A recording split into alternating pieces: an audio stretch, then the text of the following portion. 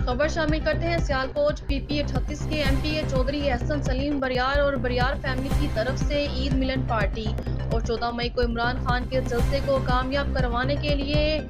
Diamond city में workers convention का इनेकाद किया गया, जिसमें सियालकोट की जिलाई क़ियादत उस्मान डार, उमर डार, चौधरी इखलाक और यूनियन कौंसल भागुवाल से चौधरी सनाउल्लाह चीमा की क़ियादत में यूनियन कौंसल भागुवाल से बहुत बड़ी तादाद में पीटीआई के रहनुमाओं ने शिरकत की, जिसमें चौधरी नासिर खान वाइला, साबका नाजिम मलिक, मुनव्वर हुसैन वाइस चेयरमैन, मुजस्सिम जरखेज, अनवर खान मलिक, नवीद कदीर सिलहरिया, चौधरी शकील बाजवा, चौधरी सलीम हुसैन बाजवा एडवोकेट समेत गहुकार उताराइयां चंडर जजे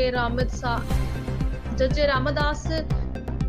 समेत मुख्तलिफ यूनियन कौंसिल भागोवाल से लोगों ने शिरकत की और सब मुकर्ररीन ने खिताब करते हुए कहा है कि हम इमरान खान के विजन के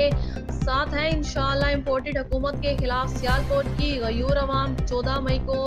12 पत्थर की ग्राउंड में आया साबित करें कि हम एक जिंदा कौम है, हम किसी की गैर मुल्की एजेंडे पर गुलामी मंजूर नहीं करेंगे।